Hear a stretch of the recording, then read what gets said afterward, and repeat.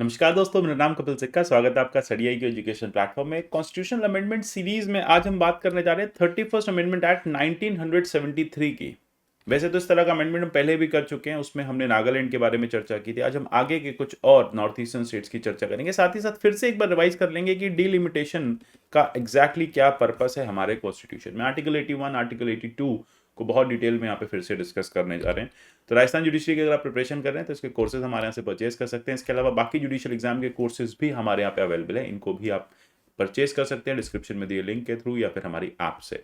आप मुझे फॉलो कर सकते हैं @कपिल लाइव पे। यहाँ से आपको पीडीएफ्स मिल जाएंगे मेरी हर वीडियो के। साथ ही साथ मुझे @कपिल सिक्का ट्विटर हैंडल पे भी फॉलो कर सकते हैं। तो चलिए समझते हैं 31st अमेंडमेंट 1973। बहुत ज़्यादा इंपॉर्टेंट नहीं है, लेकिन हाँ फिर भी लोकसभा की सीट्स का डिलिमिटेशन कैसे होता है, 82 में क्या लिखा है, इसके बारे में छोटी सी चर्चा हम यहाँ पे करते चलेंगे। देखो, आर्टिकल 81 में जब पहले भी हमने देखा था अमेंडमेंट करके 500 मेंबर्स का जो प्रोविजन है वो रख दिया गया था लोकसभा में। अभी 543 है, तो तब 500 मेंबर्स का रखा गया था प्रोविजन। अब ये डायरेक्ट इलेक्शन से आने थे और उसके बाद जो बाकी 25 मेंबर्स थे वो आने थे यूटी से, यानी जो 500 मेंबर्स है वो स्टेट्स के थ्रू आने थे और बाकी जो मेंबर्स हैं वो यूटी के थ्रू आने थे। तो कितना सीलिंग था? 500 प्लस 25, 525 मेंबर्स का। दो एंग्लो इंडियंस वो अलग कॉन्सेप्ट है। अच्छा, अब यहाँ हुआ क्या? जैसे जैसे नई नई यूनियन टेरिटरीज बनती जा रही थी। देखो, हमने नेफा की बात पहले भी कर चुके हैं, नॉर्थ ईस्टर्न फ्रंटियर एजेंसी, जो आज अरुणाचल प्रदेश है, या ग्रेटर असम की हम बात करें तो नॉर्थ ईस्टर्न स्टेट्स जो हैं वो अपना इंडिपेंडेंस या फिर आप कहें कि अपना स्टेटहुड डिमांड कर रही थी। वो डिमांड इंडिपेंडेंस कर रही थी, सरकार उनको स्टेटहुड देती जा रही थी, लेकिन डायरेक्टली बहुत सारे स्टेट्स को स्टेटहुड नहीं मिला। प्रोविजन क्या हुआ कि स्लोली उनको पहले यूटी में शिफ्ट किया गया और फिर यूटी से over the time Manipur, Mizoram जैसे स्टेट्स जो हैं आपको बनते दिखे।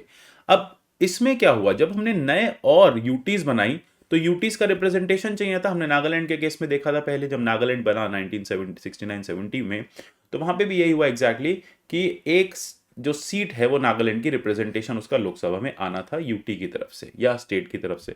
तो ऐसे में अब यहाँ पे हमने देखा है कि 25 का अपर सीलिंग है, यानी अगर नई यूनियन टेरिटरी बनेगी तो फिर उसकी सीट्स कैसे डिफाइन होंगी, वो कौन सी सीट्स से या वहां से कौन सी सीट्स जो है वो पार्लियामेंट में रिप्रेजेंट करेंगी, क्योंकि यहाँ तो 25 ही सीट्स और ये ऑलरेडी एग्जिस्टिंग यूटीज को एलोकेटेड है। तो इसी को यहाँ पे इंक्रीज करने के लिए स्टेट्स को 506 कर दिया गया, 6 सीट्स यहाँ पे बढ़ा दी गई। आर्टिकल 81 में अमेंडमेंट लाया गया और जो एक्चुअल नंबर ऑफ सीट्स हैं स्मॉलर स्टेट्स के साथ, यूटीज के साथ, जैसे हिमाचल भी एक यूटी था उस टाइम पे, तो इन सब को यहाँ पे बढ़ा दिया गया। अब यहाँ पे देखिए, एक बार हम आर्टिकल 82 की भी चर्चा कर लेते हैं। 82 क्या कहता है? 82 ये कहता है कि पार्लियामेंट जो है हर इलेक्शन के, हर सेंसस के बाद डीलिमिटेशन कराएगी। डीलिमिटेशन का मतलब है परिसीमन होना। हम पहले भी चर्चा कर चुके हैं, जब हम बात करते हैं परिसीमन की तो इसका क्या मतलब होता है। देखो, परिसीमन का मतलब होता है कि लेटर से आपके देश में जितने भी टोटल नंबर ऑफ पॉपुलेशन है, जो भी पॉपुलेशन है, उस पॉपुलेशन का इक्वल रिप्रेजेंटेशन होना चाहिए हर सीट में। यानी जो पॉपुलेशन है और उसका जो रिप्रेजेंटेशन है वो इक्वल होना चाहिए। यानी एक मेंबर ऑफ पार्लियामेंट के under almost equal number of citizens आने चाहिए। तो इसी के लिए परिसीमन या डिलिमिटेशन किया जाता है। तो एग्जैक्टली यहाँ पे यही है कि आर्टिकल 81 में कुछ चेंजेस किए गए। यहाँ पे ये कहा गया कि नंबर ऑफ सीट्स जो है हाउस ऑफ पीपल की इस तरह से डिवाइड की जाए कि जो रेशियो है between the number and the population of the state is practicable and equal across the country. Equal तो नहीं कह सकते, हाँ, किसी के पास 3 लाख सिटीजन्स है, किसी की कॉन्स्टिट्यूंसी में 3 लाख वोटर्स हैं, किसी कॉन्स्टिट्यूंसी में 3,10,000 वोटर हैं, किसी में 2,90,000 वोटर हैं, तो कुछ एक मैं आपको यहाँ पे एक नंबर बता रहा हूँ, ये एग्जैक्ट नंबर नहीं है। तो इस तरह से जो है डिलिमिटेशन किया जाता है। तो इस तरह से डिवाइड की जाएगी टेरिटोरियल कॉन्स्टिट्यूंसी जो इस मैनर में हो कि प्रैक्टिकेबल हो और सेम हो through out the state, complete state में वो सेम रहे। तो इसी में यहाँ पे पॉपुलेशन में कुछ चेंजेस एग्जैक्टली मतलब इस टर्म को फर्दर इलेबोरेट किया गया और आर्टिकल 82 के बारे में भी चर्चा की गई इसमें कि आर्टिकल 82 किस तरह से डिलिमिटेशन करके आप जो है इस मेथड को, प्रैक्टिकल मेथड को अचीव कर सकते हैं। अच्छा, इसी के साथ साथ आर्टिकल 330 भी यहाँ पे अमेंड किया गया। ये बेसिकली बात करता है लोकसभा में रिजर्वेशन की। तो याद रखिएगा, 330 किसकी बात करता है? लोकसभा में रिजर्वेशन की, शेड्यूल का, शेड्यूल ट्राइब्स की रिजर्वेशन की ये बात करता है। अब क्योंकि आप देखें 1971 का सेंसस आ चुका था, तो उसके बाद ये चेंजेस लाने ज़रूरी थे, नए स्टेट्स बन रहे थे, सेंसस का डेटा आने लगा था 71 का, तो फिर ऐसे में एक तो डिलिमिटेशन करना था, प्लस साथ ही साथ जो नए स्टेट्स और यूटीज बन रही थी उनको रिप्रेजेंटेशन देना था लोकसभा में।